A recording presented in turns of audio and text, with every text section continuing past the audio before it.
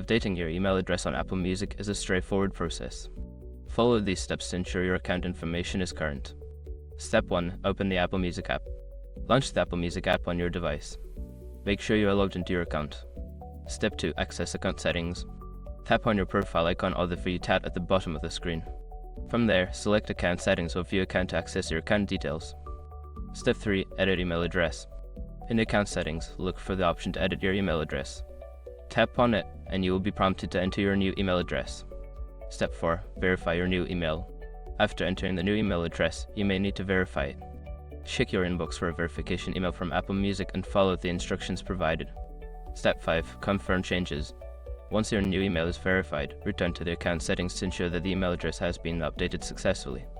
You should see your new email listed. By following these steps, you can easily update your email address on Apple Music. Keeping your account information current helps ensure you receive important notifications and updates.